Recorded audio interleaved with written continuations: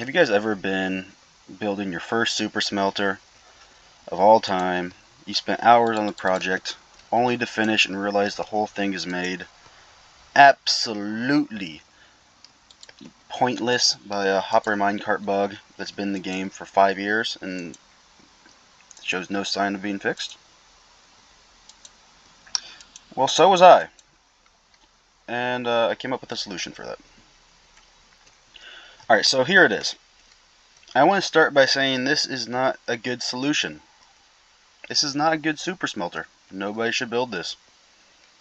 The idea was there, the execution was just poor. That being said, it works. So, I built this a few years back and haven't really come back to it since. Holy Sponge on Discord asked me to send him this, so I figured I might as well just do a video on it. So basically how it works, item input here, fuel input there. My goal was to use as few hopper minecarts as possible. So, because I got thwarted by the bug and it made me very sad. So with that goal in mind, the only hopper minecarts this uses is right there. Everything else is done through hoppers and hopper locking, which is incredibly slow, but at least it's more reliable than hopper minecarts usually. So to show you how it works, you put your raw ingredients in here, and this we're just going to do iron.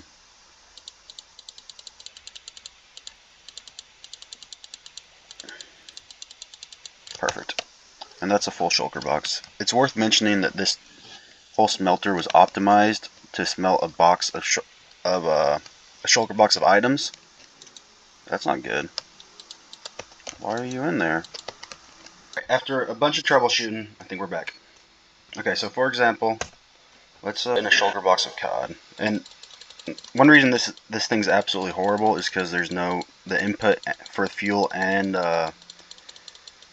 raw items is just absolutely atrocious, as you can see. Sorry, my keyboard, my freaking L on my keyboard doesn't work. Okay, so how this works, I think it takes about 2 minutes to smell a box, but I'm not sure. We'll see how long it takes. So how this works is the items flow through this hopper line here, and once it reaches this one, this comparator here detects it, which locks the hoppers above, making it so no more items can flow, and also unlocks these hoppers below, which take the items and put them into the furnaces. This whole system here is just for delay, because otherwise these hoppers will unlock, the items will get stuck in here, and then they'll relock, and then suddenly your smelter sucks. As you can see, and that's the box. So as you can see, this thing, from when I tested this, and this was years ago. I haven't looked at this smelter in 3-4 years. Probably 3 years. It's 216 furnaces. It can do about 70,000 items an hour. I mean, it's kind of fast, but it's just obnoxious, and it's unoptimized. The fuel input's horrible. The item input's horrible. The fuel efficiency's terrible. That is pretty cool, though. Alright, so here is the design of one of the 8 sections. And this is basically just tiled 8 times and then connected with hopper lines and then item output. But other than that, this is the entire thing. Minus, like, fuel lines. Okay. So, it's a little easier to see, but, see here, but items will reach that hopper under this block. This comparator detects it. It locks the hoppers above. At the same time, it unlocks this. Powers this piston, unpowering the torch, which lets items flow into the furnaces below. And then, so what happens is it locks it for a second, pulls items out, and then unlocks it, and then items start flooding through again. And once they reach here, the comparator detects it again, but this NOR latch here would instead be in this position. So even though the comparator is detecting it, it doesn't do anything. So the items continue going around, and then we pretty much have the same system here, where comparator detects it, unlocks that, locks these. What's kind of cool is and this is an example of why this system is not smart. It's just all timing. When this smelter finishes, the item gets put into here. Comparator detects it, powers the dust, powers the trapdoor, observer, piston pushing the NOR latch back, which in turn powers this piston.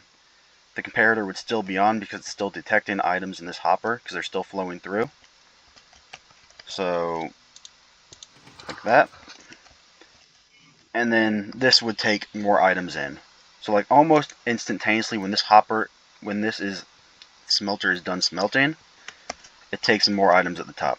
But there is a delay, so the smelter is empty for a second, which again hurts the fuel efficiency really, really, really bad.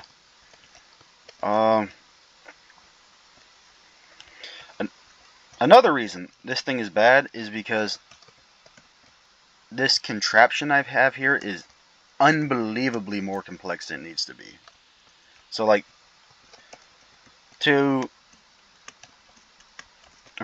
so for the signal to go from this this furnace finishing smelting to this block being put back, which basically cycles the whole system, you go through 1, 2, 3, 4, 5,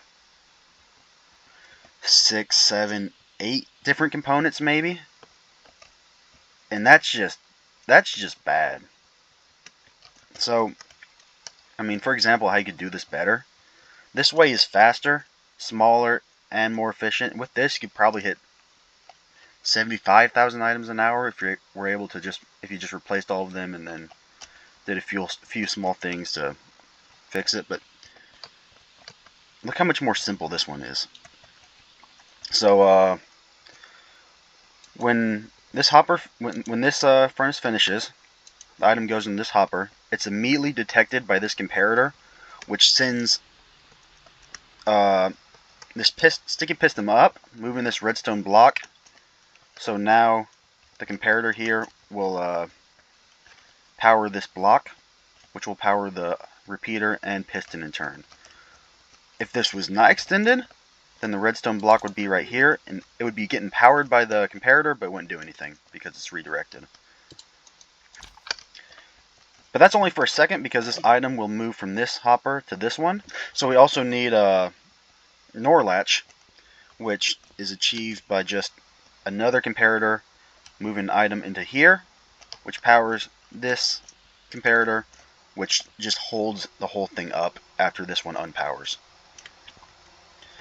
So we go from 8 components on that one to, let's see, till we get the motion. So all these are ignored. These are just to hold it in place afterwards.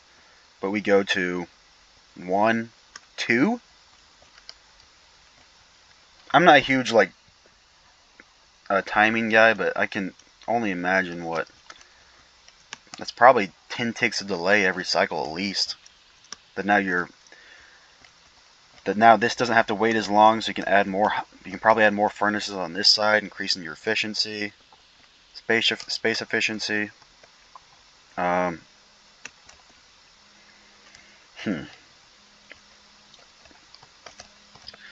It's just better. Really, I mean, again, do not build this. It's cool, it works, but there's just better ways to get the same results. Hopper minecarts, even with their countless bugs, they are by far the best item distribution, especially for a super smelter. It's just really not worth messing with hoppers. They're more laggy, they're slower, they're more expensive. It's just a bad idea. That being said, I will include a world download in case anybody does want to build this, because it's kind of a niche, cool thing.